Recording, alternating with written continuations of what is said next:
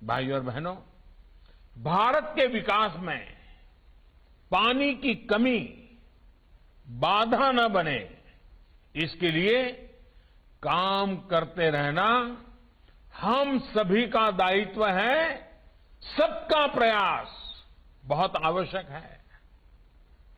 हम अपनी आने वाली पीढ़ियों के प्रति भी जवाबदेह हैं। पानी की कमी की वजह से हमारे बच्चे अपनी ऊर्जा राष्ट्र निर्माण में न लगा पाए, उनका जीवन पानी की किल्लत से निपटने में ही बीत जाए, ये हम नहीं होने दे सकते। इसके लिए हमें युद्ध स्तर पर अपना काम जारी रखना होगा। आजादी के 75 साल बहुत समय बीत गया। अब हमें बहुत तेजी करनी है। हमें ये सुनिश्चित करना होगा कि देश के किसी भी हिस्से में टैंकरों या ट्रेनों से पानी पहुंचाने की फिर नौबत न आए। साथियों, मैंने पहले भी कहा है कि पानी का उपयोग हमें प्रसाद की तरह करना चाहिए, लेकिन कुछ लोग पानी को प्रसाद नहीं, बहुत ही सहज सुलभ मानकर उसे बर्बाद करते हैं। वो पानी का मूल्य ही नहीं समझते। पानी का मूल्य वो समझता है जो पानी के अभाव में जीता है। वही जानता है एक एक बूंद पानी जुटाने में कितनी मेहनत करनी पड़ती है। मैं देश के हर उस नागरिक से कहूंगा जो पानी की प्रचुरता में रहते हैं, मेरा उनसे आग्रह है कि आपको पानी बचाने के ज्यादा प्रयास करने चाहिए और निश्चित तौर पर इसके लिए लोगों को अपनी आदतें भी बदलनी होगी। हमने देखा है कई जगह नल से पानी गिरता रहता है, लोग परवाह नहीं करते। कई लोग तो मैंने ऐसे देखे हैं जो रात में नल खुला छोड़कर उसके नीचे बाल्टी उलटकर रख देते हैं। सुबह जब पानी आता है, बाल्टी पर गिरता है, तो उसकी आवाज उनके लिए मॉर्निंग अलार्म का काम करती है। वो ये भूल जाते हैं कि दुनिया भर में पानी की स्थिति कितनी अलार्मिंग होती जा रही है। मैं मन की बात में भी अक्सर ऐसे महानुभावों का जिक्र करता हूं जिन्होंने जल संरक्षण और जल संचयन को अपने जीवन का सबसे बड़ा मिशन बनाया हुआ है।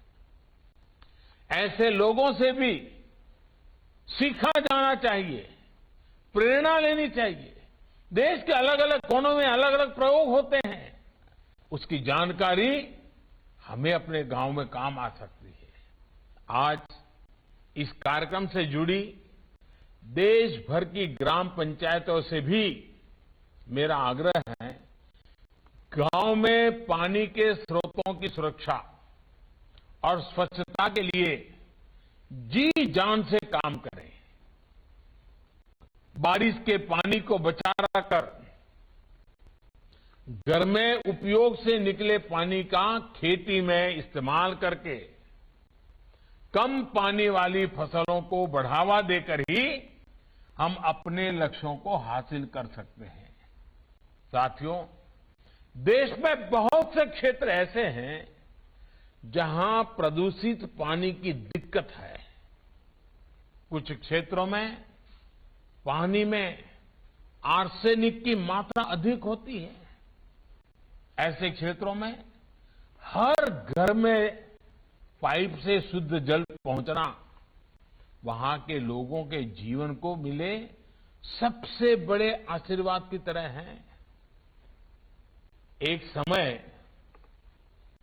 इंसेफेलाइटिस, दिमागी बुखार से प्रभावित देश के 61 जिले, 60 से अधिक जिले में नल कलेक्शन की संख्या सिर्फ 8 लाख थी। आज ये बढ़कर 1,11,00,000 से ज्यादा हो गई है। देश को जो जिले विकास की दौड़ में सबसे पीछे रह गए थे, जिन जिलों में विकास की एक अभूतपूर्व आकांक्षा है, वहां प्राथमिकता के आधार पर हर घर जल पहुंचाया जा रहा है। आकांक्षी जिलों में अब नल कनेक्शन की संख्या 31 लाख से बढ़कर 1,16,00,000 से ज्यादा हो गई है। साथियों, आज देश में पीने के पानी की सप्लाई ही नहीं, पानी के प्रबंधन और सिंचाई का एक व्यापक इंफ्रास्ट्रक्चर खड़ा करने को लेकर भी बड़े स्तर पर काम चल रहा है। पानी के प्रभावी प्रबंधन के लिए पहली बार जल शक्ति मंत्रालय के अंतर्गत पानी से जुड़े अधिकतर विषय लाए गए हैं। मां गंगा जी के साथ साथ दूसरी नदियों के पानी को प्रदूषण मुक्त करने के लिए स्पष्ट रणनीति के साथ काम चल रहा है। अटल भूजल योजना के तहत देश के 7 राज्यों में ग्राउंड वाटर लेवल को ऊपर उठाने के लिए काम हो रहा है। बीते 7 सालों में प्रधानमंत्री कृषि सिंचाई योजना के तहत पाइप इरिगेशन और माइक्रो इरिगेशन पर भी बहुत बल दिया गया है। अब तक 13 लाख हेक्टेयर से अधिक जमीन को माइक्रो इरिगेशन के दायरे में लाया जा चुका है। पर ड्रॉप मोर क्रॉप, इस संकल्प को पूरा करने के लिए अनेक ऐसे प्रयास चल रहे हैं। लंबे समय से लटकी सिंचाई की 99 बड़ी परियोजनाओं में से लगभग आधी पूरी की जा चुकी है और बाकियों पर तेजी से काम चल रहा है। देश भर में डैम्स की बेहतर मैनेजमेंट और उनके रखरखाव के लिए हजारों करोड़ रुपये से एक विशेष अभियान चलाया जा रहा है। इसके तहत 200 से अधिक डैम्स को सुधारा जा चुका है। साथियों, कुपोषण के खिलाफ इस लड़ाई में भी पानी की बहुत बड़ी भूमिका है। हर घर जल पहुंचेगा तो बच्चों का स्वास्थ्य भी सुधरेगा। अभी हाल ही में सरकार ने पीएम पोषण शक्ति निर्माण स्कीम को, पीएम पोषण योजना को मंजूरी दी है। इस योजना के तहत देश भर के स्कूलों में बच्चों की पढ़ाई भी होगी और उन्हें पोषण भी सुनिश्चित किया जाएगा। इस योजना पर केंद्र सरकार 54,000 करोड़ रुपए से अधिक खर्च करने जा रही है। इसका लाभ देश के करीब 12 करोड़ बच्चों को होगा। साथियों, हमारे यहां कहा जाता है कि उपकर्तुम यथा सुअल्पम समर्थो न तथा महान, प्रायः कुपः तुषाम हंति सततम न तु बारिदेहि। यानी पानी का एक छोटा सा कुआं लोगों की प्यास बुझा सकता है, जबकि इतना बड़ा समुंदर ऐसा नहीं कर पाता। ये बात कितनी सही है। कई बार हम देखते हैं कि किसी का छोटा सा प्रयास बहुत से बड़े फैसलों से भी बड़ा होता है। आज पानी समिति पर भी यही बात लागू होती है। जल व्यवस्था की देखरेख और जल संरक्षण से जुड़े काम भले ही पानी समिति अपने गांव के दायरे में करती है, लेकिन इसका विस्तार बहुत बड़ा है। ये पानी समितियां गरीबों, दलितों, वंचितों, आदिवासियों के जीवन में बहुत बड़ा बदलाव ला रही है। जिन लोगों को आजादी के बाद 7 दशकों तक नल से जल नहीं मिल पाया था, छोटे से नल ने उनकी दुनिया ही बदल दी है।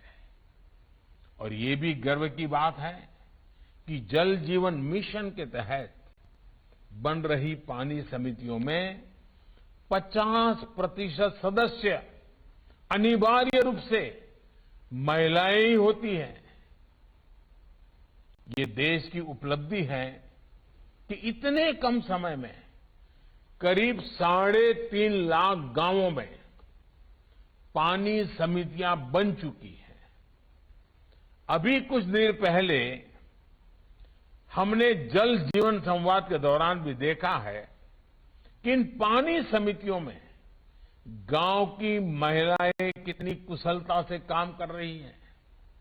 मुझे खुशी है कि गांव की महिलाओं को अपने गांव के पानी की जांच के लिए विशेष तौर पर ट्रेनिंग भी दी जा रही है।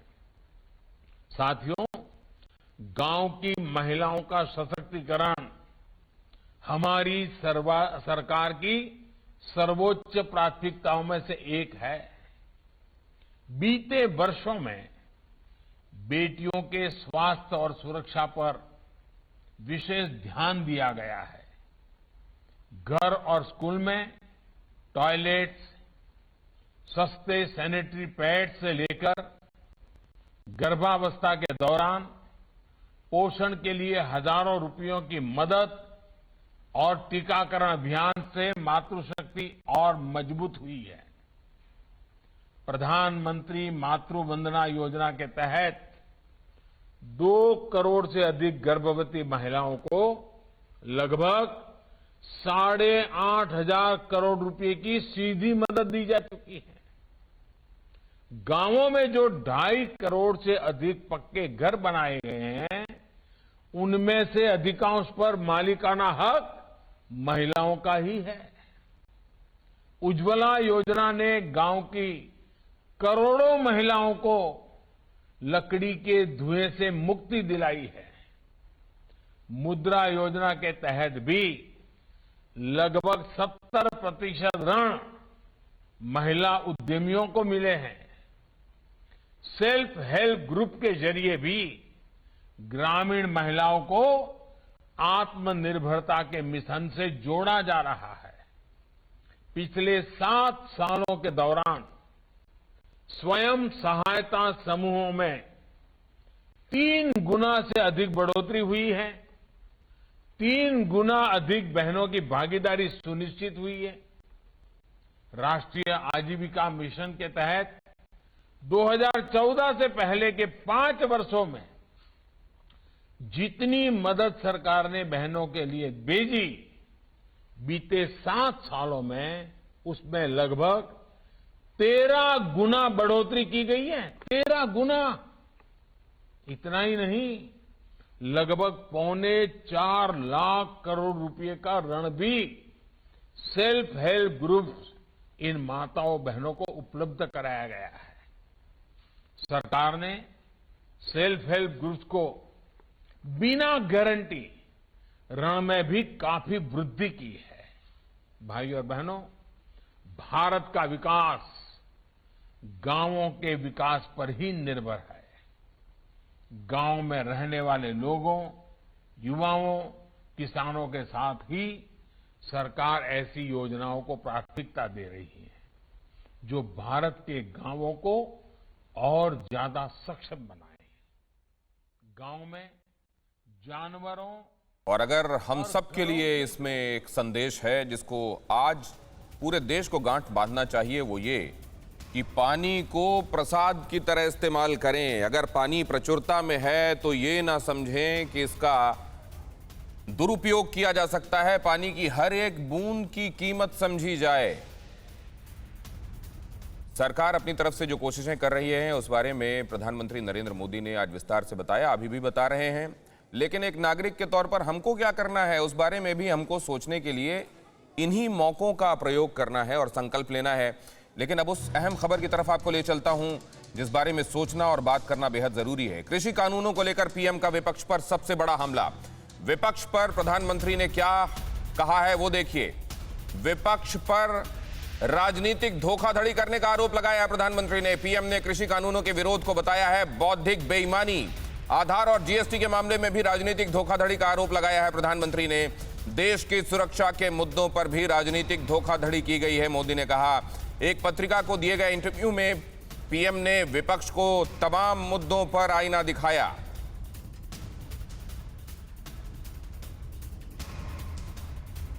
पहले गुजरात के मुख्यमंत्री और फिर प्रधानमंत्री रहते हुए लगातार संवैधानिक पद पर उनके 20 साल पूरे हुए इस मौके पर उन्होंने एक पत्रिका को इंटरव्यू दिया और इस इंटरव्यू में यह अहम बात कही है कि इस समय का विपक्ष अहम मुद्दों पर राजनीतिक धोखाधड़ी कर रहा है। जिन मुद्दों को वो अपने मैनिफेस्टो में शामिल करता था उन मुद्दों को जब पूरा करने का काम, उन वादों को पूरा करने का काम मौजूदा सरकार कर रही है तो उस पर वो यू टर्न लेते हुए विरोध का काम कर रहा है। और यही है बौद्धिक बेईमानी, जिसको आप कभी जनता के हित में समझकर मैनिफेस्टो में शामिल करते थे वो आपने पूरा नहीं किया। और जब आज की सरकार उसको पूरा करने की कोशिश कर रही है तो आप उसे खिलाफ बता रहे हैं, गलत बता रहे हैं देश के और जनता के। यही है बौद्धिक बेईमानी, कहा है प्रधानमंत्री नरेंद्र मोदी ने। किसानों पर सियासी धोखा, ये क्यों कहा है प्रधानमंत्री नरेंद्र मोदी ने? और सिर्फ किसानों के मुद्दे पर नहीं, उन्होंने कहा कि आधार पर भी आपने यही किया।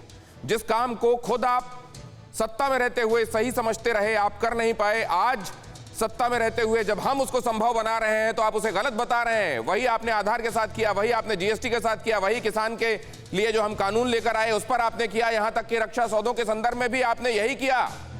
2001 में गुजरात के सीएम बनने से लेकर अब तक पीएम मोदी संवैधानिक पद पर, जैसा मैं आपको बता रहा हूं, 20 साल पूरे कर चुके हैं। और इसी मौके पर एक मैगजीन को दिए गए इंटरव्यू में पीएम ने और क्या कुछ कहा है उस पर पहले निगाह डालते हैं। ये हैं उस इंटरव्यू की बड़ी बातें। राजनीतिक धोखाधड़ी, बौद्धिक बेईमानी, इस बात को ध्यान में रखिएगा।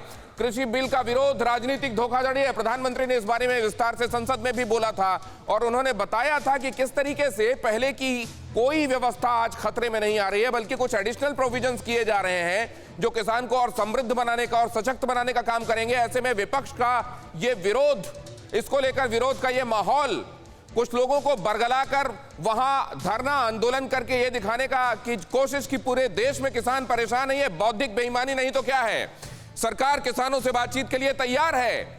एक बार फिर से उन्होंने इस बात को दोहराया कि हम किसानों से बातचीत के लिए तैयार हैं, लेकिन आज तक अभी तक कोई बिंदुवार ये नहीं बता पाया कि इसमें सुधार क्या करना चाहिए।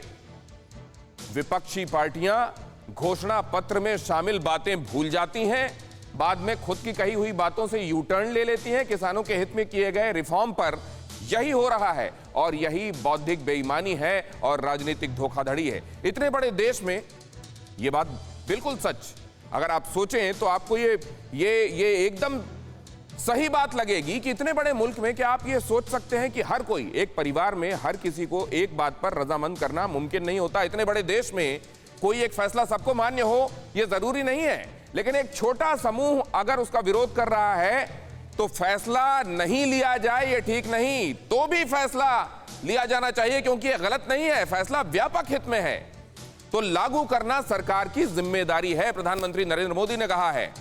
और ये बात कि ये राजनीतिक धोखाधड़ी है, ये सियासी बेईमानी है, ये कहा है प्रधानमंत्री ने।